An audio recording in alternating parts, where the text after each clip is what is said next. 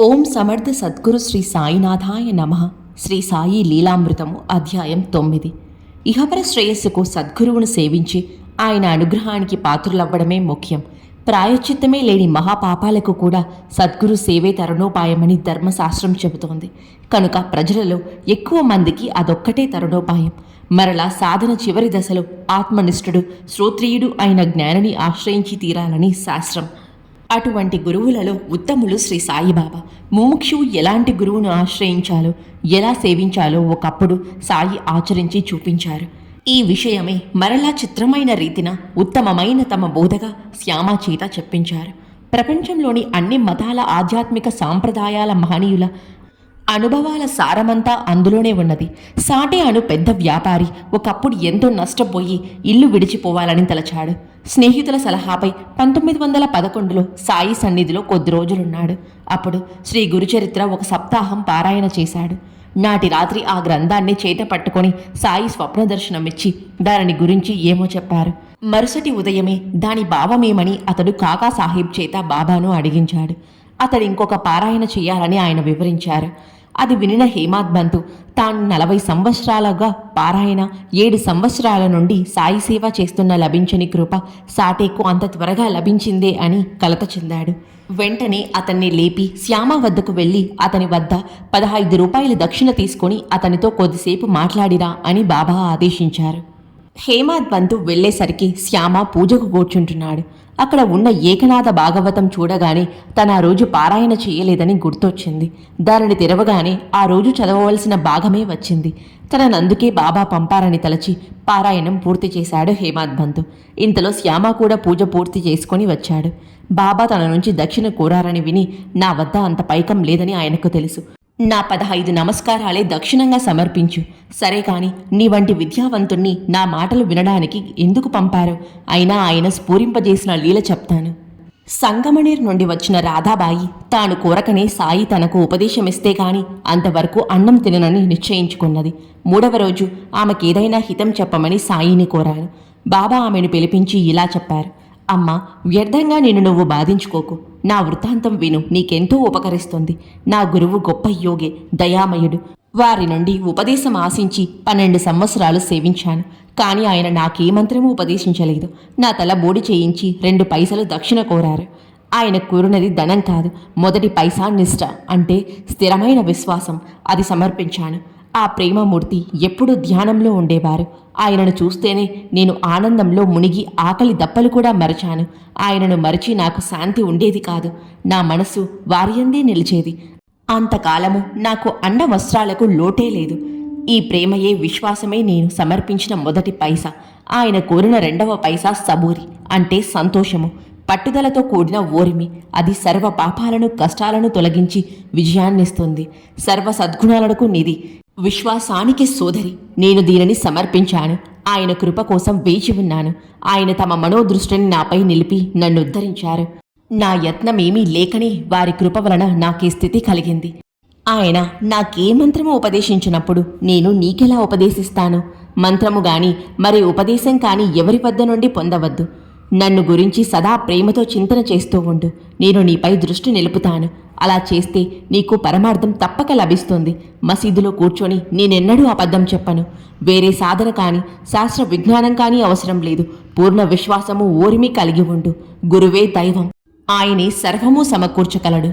ఈ కథ వినడంతోనే హేమాద్ బంతుకు పట్టరాని ఆనందంతో కంఠం దద్గదమై, నేత్రాలు ఆనంద బాష్పాలతో నిండి శరీరమంతా రోమాంచితమైంది. ఇంతలో గంటలు వినిపించి మధ్యాహ్న ఆరతికి ఇద్దరు మసీదు చేరారు. భక్తులు చేతులు తడుతూ మేళ తాళాలతో ఆరతి పాడుతున్నారు.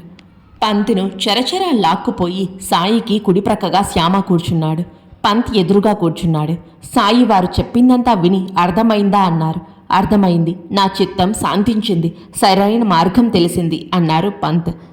నా పద్ధతి అత్యాశ్చర్యకరము. ఈ ఒక్క సంఘటన గుర్తుంచుకుంటే చాలు అని బాబా దాని సారాంశం ఇలా చెప్పారు. ఆత్మజ్ఞానానికి నిరంతరం ధ్యానం అవసరం. ధ్యానం వలన మనసు స్థిరమవుతుంది. సర్వగతుడైన ఈశ్వరుని యందు మనసు నిలపడమే పరమార్థం. ఇది కుదరకపోతే నా ఆకృతిని నగసిక పర్యంతము అహర్నిశలు నీ మనసులో నిలుపుకో. నీ మనసు ఆ ఒక్క రూపాన్నే పొందుతుంది. ధ్యానించే నీవు, ధ్యానింపబడే నేను, ధ్యానమనే క్రియ వేరుగా అనుభవం అవ్వక సర్వగతమైన చైతన్యమే అనుభవం అవుతుంది అన్నారు. ఇంతలో ఆరతి పూర్తయి భక్తులంతా జయ జయధ్వానాలు చేశారు. పంత్ చేతిలో ప్రసాదం ఉంచుతూ, బాబా, అలా చేస్తే నీ స్థితి కూడా ఈ ప్రసాదంలాగా మధురమైన సర్వార్థ సిద్ధి లభిస్తుంది అన్నారు. ఈ లీల గురించి హేమాద్బంత్ ఇలా అంటాడు: నా మనసులో అశాంతిని రేకెత్తించి నన్ను శ్యామ ఇంటికి పంపి నాటి పారాయణ పూర్తి చేయించి శ్యామ నోట ఈ లీలను సాయియే చెప్పించారు. నిజమైన గురువు ఎలా ఉంటాడో తెలుసుకోవడం మన మొదటి కర్తవ్యం. అందుకే ఒకప్పుడు సాయి అన్నారు, సద్గురువును తెలుసుకోవాలి, లేకపోతే ఎందుకు వచ్చినట్లు? పిడకలు ఏరుకోవడానికా? మానవుడు జన్మకొచ్చింది కృపతో మృత్యువును జయించడానికే. సద్గురువు లక్షణాలు ఈ వృత్తాంతంలో ఇలా కనిపిస్తాయి. శ్రోత్రియుడు, బ్రాహ్మణుడు అయిన వారినే సేవించాలని వేదాలు చెబుతున్నాయి. తత్వదర్శినే సేవించాలని శ్రీకృష్ణుడు భగవద్గీత చెప్పారు. వశిష్ఠుని ఆశ్రయించక విశ్వామిత్రుడు కూడా బ్రహ్మర్షి కాలేదు. రాముడు తన ఆచరణ ద్వారా అదే తెలిపాడు. శ్రీ గురుగీత అట్టి వాడే గురువని చెబుతోంది. అందుకే నిజమైన పకీరు చాలా అరుదు అని అన్నారు సాయి. సాయి సేవించిన ఆ గురువులాగా, సాయిబాబాలాగా, అక్కల్కోట స్వామి, రమణ మహర్షిలాగా సద్గురువు ఎవరినీ తమ శిష్యులని తలచరు. సర్వాన్ని ఆత్మగానే దర్శిస్తారు.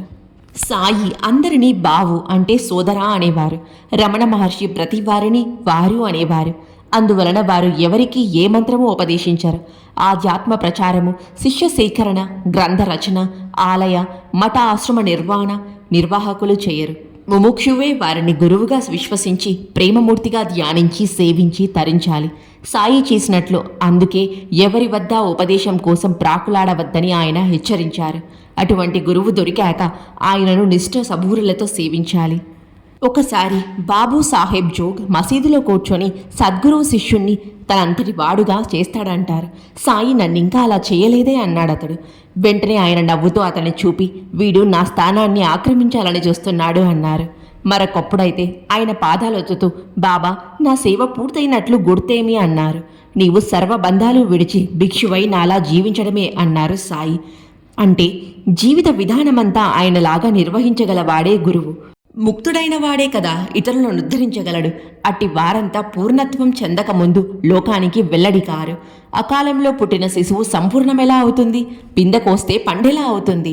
బాబా చెప్పిన గురుసేవ వృత్తాంతంలో సామాన్యంగా వేర్వేరని తలచబడే ధర్మంలో మార్చాల కిశోరా న్యాయము, మర్కట కిశోరా న్యాయము, గురు శిష్య సంబంధాలు రెండూ మేళవించబడి ఉన్నాయి. శ్రీ సాయి వలి నిష్ఠ సబూరులతో గురువునంటి పెట్టుకొని గలవాడే శిష్యుడు. ఆయన గురువు వలె కేవలం తమ మనోదృష్టితోనే భక్తుణ్ణి సదా కాపాడి పూర్ణుని చేయగలవాడే గురువు. సాయి వంటి గురువు లభించాక సకల శాస్త్రాల సారము భక్తులకు లీలల రూపంలో అనుభవం అవుతుంది. ఈ కాలంలో అలాంటి నిజమైన పకీరు చాలా అరుదు అని సాయియే చెప్పారు. మనకై మనంగా గాని, ఆత్మ జ్ఞానం లేని వారి వద్ద గాని శాస్త్రాలు చదివితే మనకెంతో తెలుసునన్న గర్వం వచ్చి సద్గురువును ఆశ్రయించలేకపోతాము. ఉపాసనీ బాబాలాగా, శ్రీ గురుచరిత్రలోని త్రివిక్రమ భారతిలాగా కేవలం పూర్వ పుణ్యం వలన దానిని సద్గురువు తొలగించవలసిందే.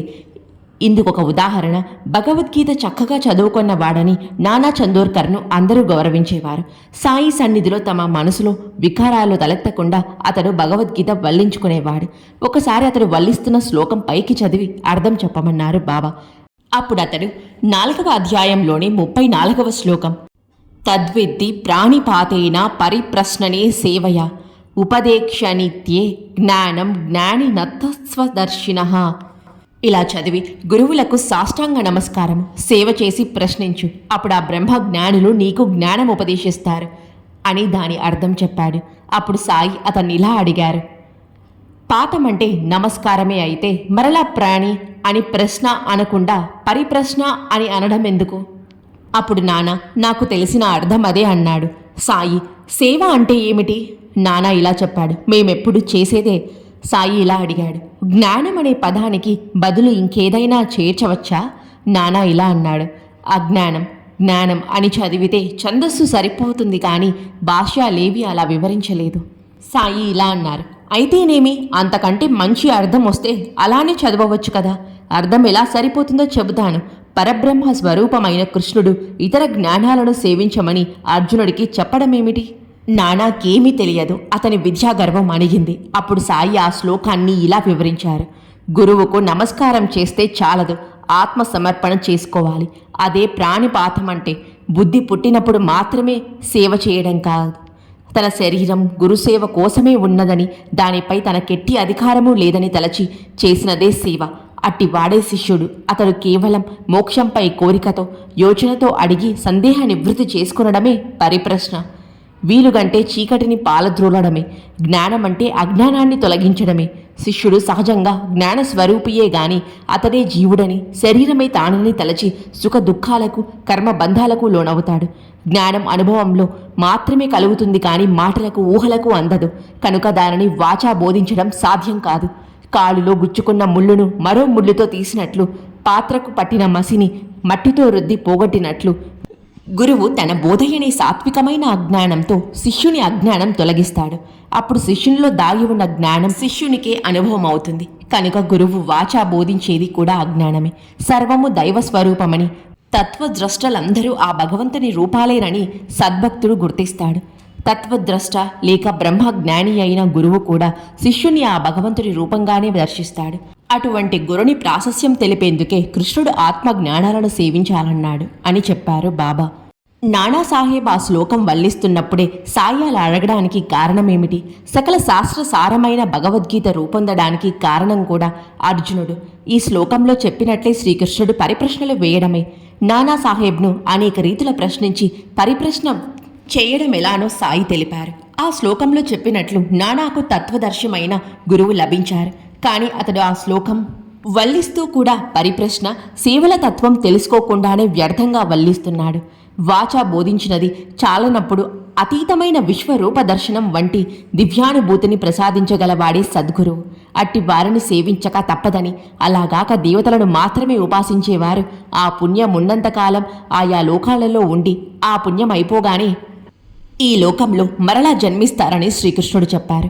సాక్షాత్తు త్రిమూర్తులు పరబ్రహ్మము తానే అయిన గురుని సేవిస్తే ముక్తి లభిస్తుంది. వైద్యం నేర్వకుండానే మందులిచ్చేవాడు, ఆత్మజ్ఞానం లేకనే శిష్య సేకరణ చేసేవాడు. అట్టి కపట గురువును ఆశ్రయించిన వారు భ్రష్టులవుతారని శాస్త్రం. గు అంటే అజ్ఞానమనే చీకటి, రు అంటే దానిని పోగొట్టేవారని అర్థం. వెలుగే చీకటిని పోగొట్టగలదు. చీకటిని వెలుగుగా భావించి దానిని పోగొట్టగలిగితే ఇక వెలుగెందుకు? మానవ మాతృలను పరబ్రహ్మ స్వరూపులుగా దర్శించడం బ్రహ్మజ్ఞానికి మాత్రమే వీలవుతుంది కానీ అజ్ఞుడైన సామాన్యునికి ఎలా సాధ్యం? అందుకే సప్తశృంగీదేవి శ్రీమన్నారాయణుడు తమ భక్తులను సాయి వద్దకు పంపారు. అందుకే వేద ఋషులు శ్రీకృష్ణుడు మొదలుకొని సాయి వరకు మహాత్ములందరూ గురువునే సేవించాలన్నారు.